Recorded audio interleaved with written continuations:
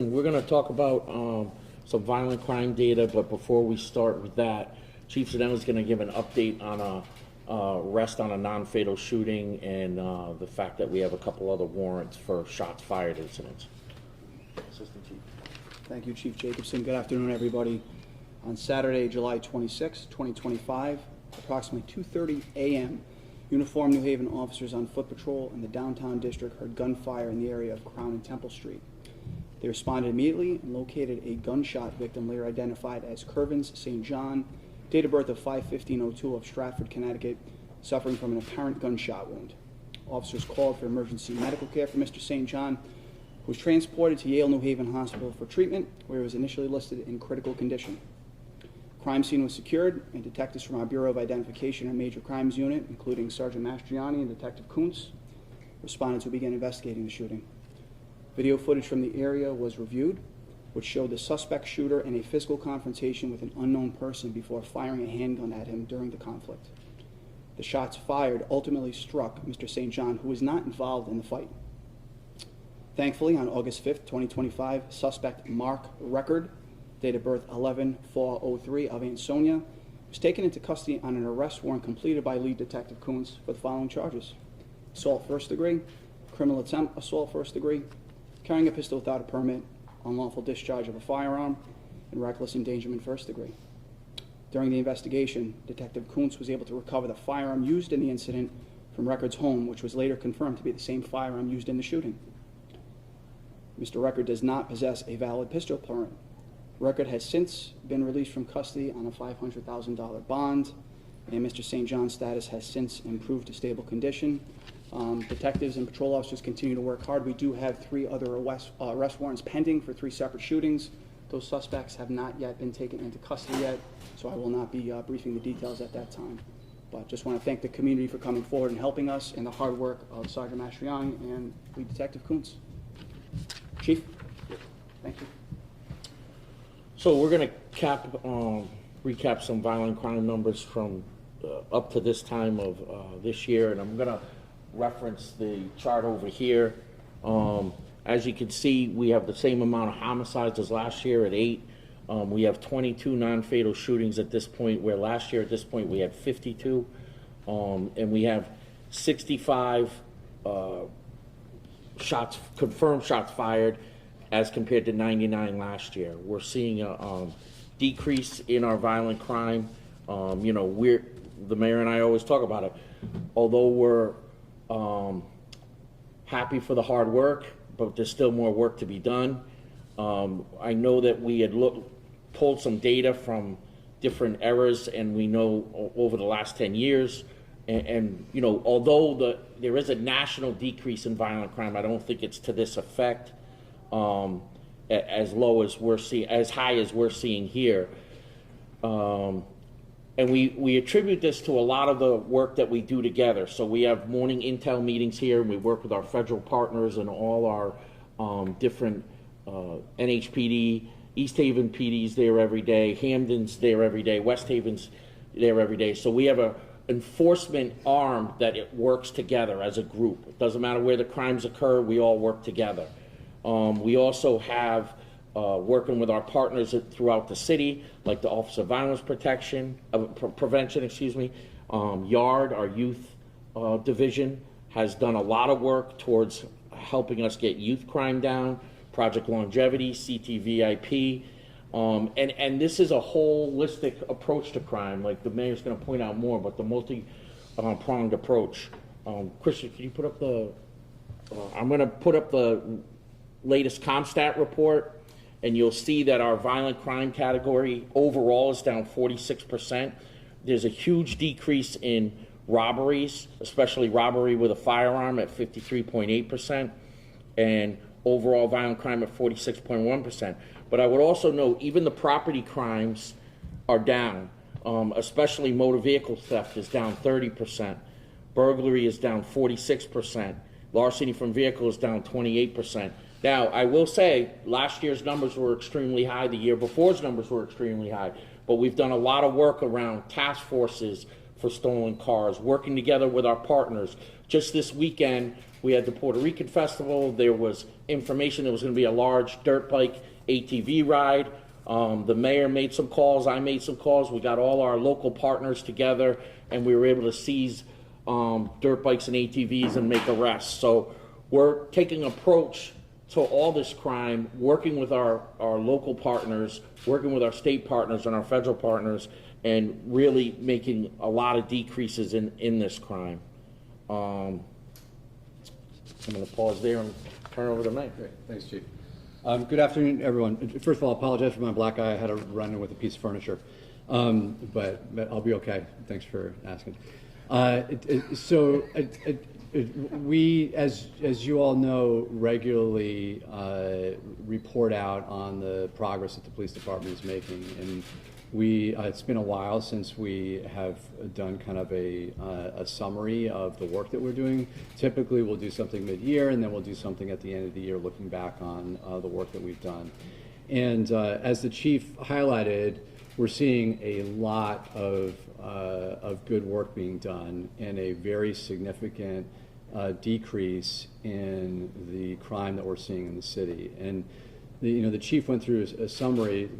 Overall, as we've shared with you all many times, we look at violent crime and in particular the metrics on how we are doing related to gun violence, not just with homicides, but homicides, shootings, which are someone that is hit by a firearm but did not die, and then shots fired. And we use those three together as an overall kind of best gauge on the kind of gun violence that we're seeing in the city.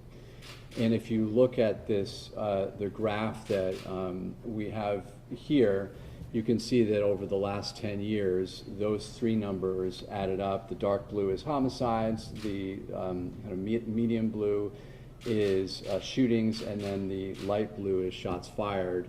You can see that in these past 10 years, the aggregate of those numbers, we are at a very low point. We're at the lowest point in the last 10 years this year. And if you drill down into those numbers, with the exception of homicides where we had the same number as last year, shootings are at a record low and shots fired are at a record low. As the chief said, we have a lot more work to do. But I do think it's very important to underscore my thanks to the men and women of the New Haven Police Department and the work that they are doing to address the challenges around gun violence. As the chief referenced, there is generally a trend downward nationally after COVID, but the numbers that we are seeing as far as violent crime are way lower than that decrease than what we're seeing nationally, a 46.1% decrease in violent crime year to date. And I mentioned that all those numbers are year to date, so they're comparing this time frame from January to whatever the closest date is up here in August to that same exact time frame in those previous years, because that's more of an apples to apples comparison, and we continue to monitor things in that way moving forward.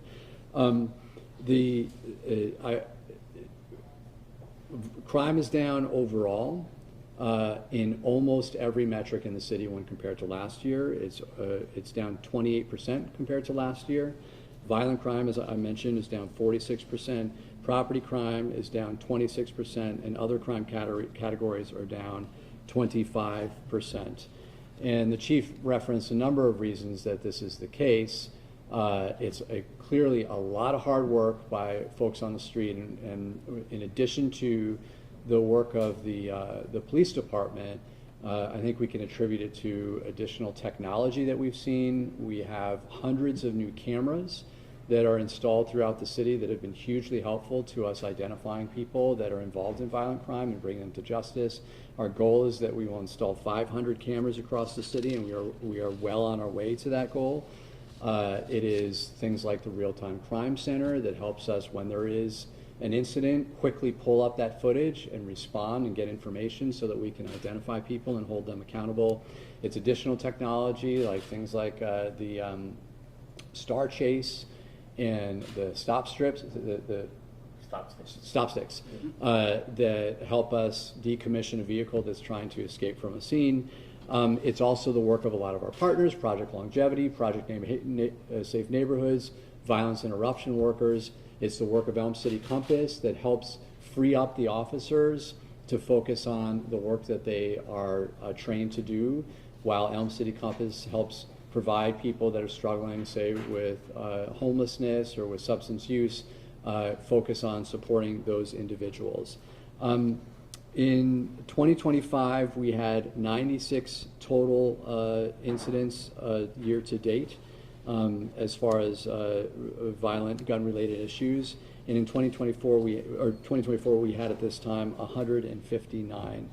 I'd also mention that previous to 2015, we did not have ShotSpotter, and so we were unable to calculate the number of shots fired where they did not hit somebody in the city. And so this data goes back that far, but we suspect that that trend of our crime being, and a particularly violent crime being low now, will continue even if we look further back.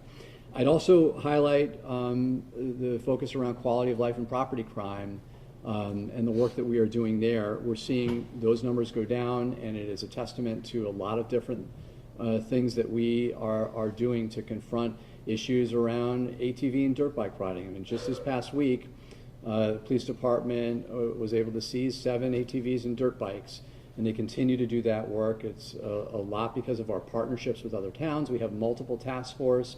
In addition to the Stolen Cars Task Force, the ATV and Dirt Bike Task Force, we have the Shooting Task Force that works on that. We've strengthened the laws thanks to the work of a lot of our state delegation on both noise issues and ATV dirt bike issues, and that has helped give us more tools. Just this past week, officers gave out $2,000 noise tickets because we have a lot of challenges around noise as well. Property crime is declining 27% year on year compared to last year, and we'll continue to do that work. The new police contract has helped us retain officers. I think that's been very, very helpful. The chief reminds me about that very frequently, and is helping us hire more officers. We have a new class that's going to be sworn in January,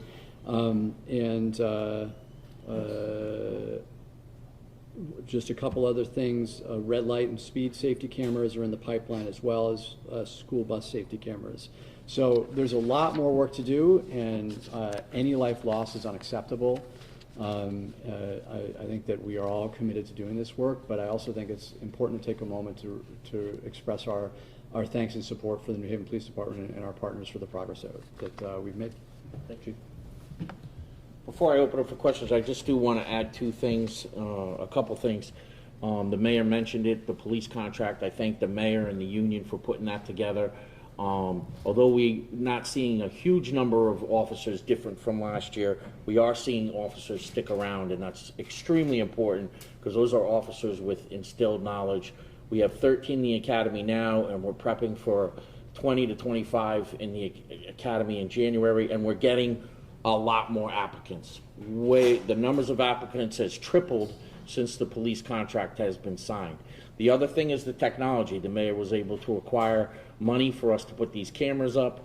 And I didn't say it before, I mentioned all the different things that are helping with this, but arrests are helping with this. The arrests for homicides, the arrests for shootings, the arrests for when people are shot at. That was something that we weren't ahead of, and now we're able to get ahead of that. And I just appreciate the hard work of all the officers and detectives and all our partners as well. When you come to the table in New Haven Monday morning at 10 a.m., there's 50 people on the 4th floor meeting about crime in New Haven and the greater New Haven area. And it's led to a lot of success, a lot of arrests, and a lot of good work. And, you know, I'm extremely proud to be the chief of this department. We've been through a lot over my time as chief, and we're seeing results of hard work, great work by the officers, but also us leaning on our community partners and the mayor's administration and the staff that we're working with. And it's working. Any questions? How much of a role does the community engagement play as well? I think that's something that. Yeah, I think that's a huge role. I mean, I think from our period of time here and the messages we've sent to the community that if an officer messes up, we're going to deal with it. But If the officer, if the officer treats the community with disrespect, we're going to deal with it. But you know, they're human and they can make mistakes, and I think that message has helped change the way the community and the officers are interacting. I see great interaction every day. I'm stopped by people on the street. We feel the officers are great. We like your officers. We've hired a lot of new officers. You know, and that whole thing about 50% of our patrol division has 2 years or less. But those people with 2 years or less are trained the way we wanted to train them, with a lot of de-escalation and a lot of different methods on how to deal with people. And I think that's really paying off. And along with that becomes information and connections with the community. And, you know, this is a community policing organization. We've had good connections. I just think they're better now. I think we're getting more information. People are trusting us more. You know, there's data in sociology that if people trust the police, they actually adhere to the law. And I think that's a little bit of what's going on, too. And a follow-up question. It may seem, if you could just touch on this. The homicide rate is the same year to date from this year and last year, but shots fired are down. Is there anything you can comment on that? Have you worked to get more people off the street, or unfortunately it looks like fewer shots, but sort of Yeah, I mean, any of those other 22 shooting victims could be homicides, right? And sometimes it's about where the person shot, whether they get to the hospital quickly, and what goes on. So sometimes we have no control over that. The biggest thing, though, I would say, is getting that confirmed shots fired number down, because there's potential to have less people shot and killed. So I think what we're going to see if we continue on this trend is a lot better number at the end of the year. But unfortunately, sometimes that's beyond our control, right? So the biggest thing is getting that confirmed shots fired number down, and we're doing that. Can I just add something to that? Sure. So, yeah, as she said, there's an element of randomness to whether a shooting becomes a homicide. It's the proximity to the hospital, it's where on the person's body the shooting happened.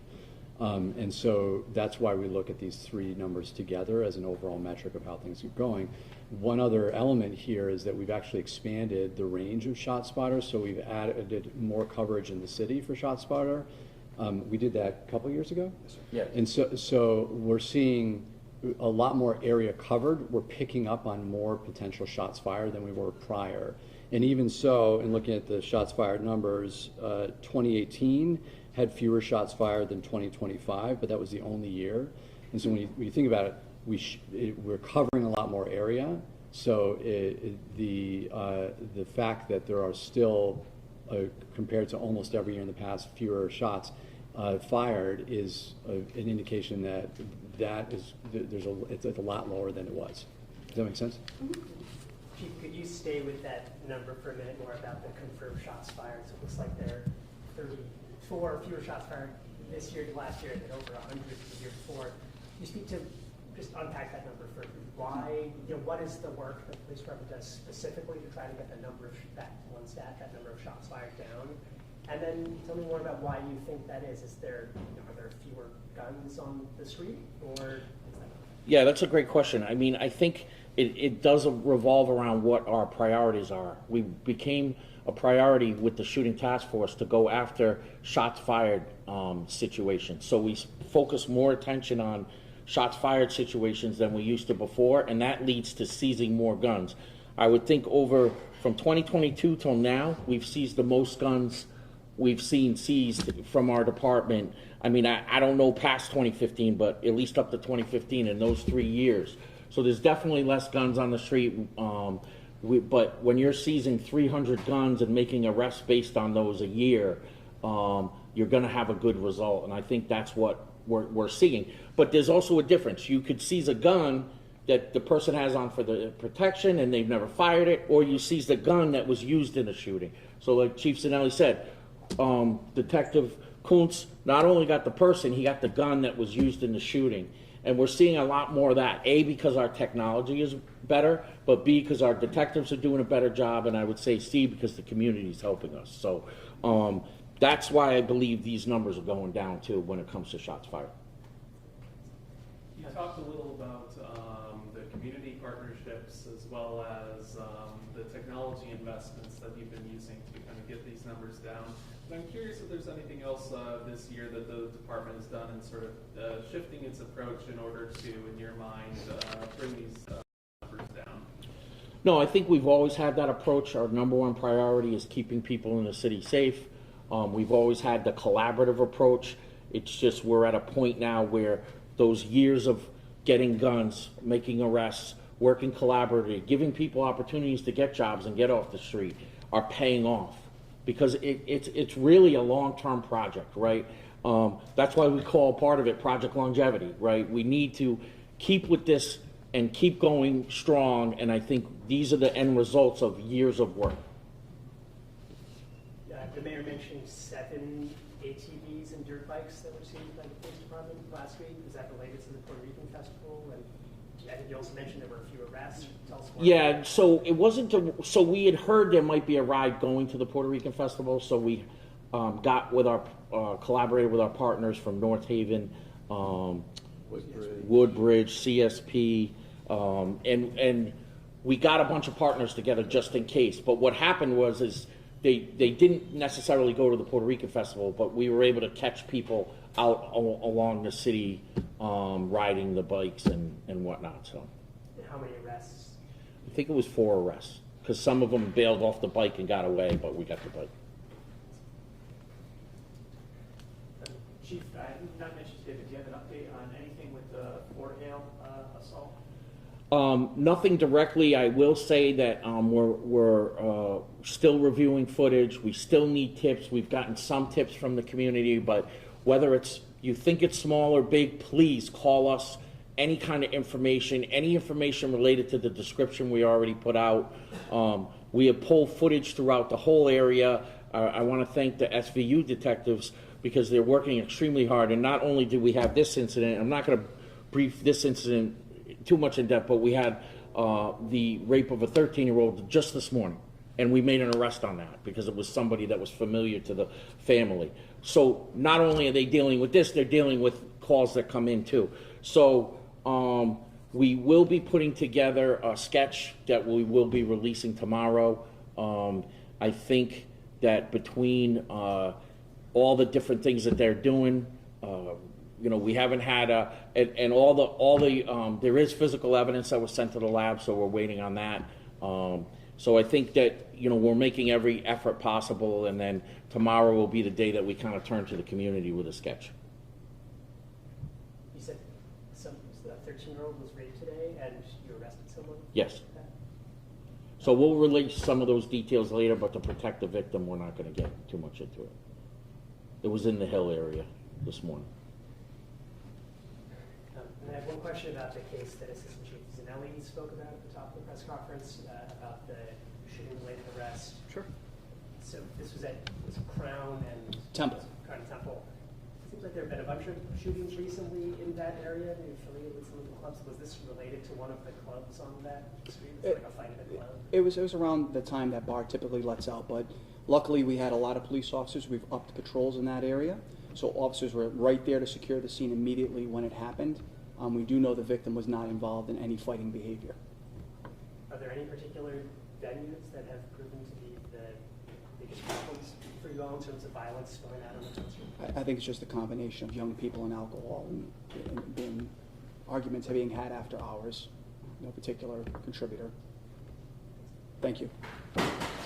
Just on that point, there are a couple clubs that we have concerns about. We do regular inspections. One was recently shut down, suspended for a little while, Ramage.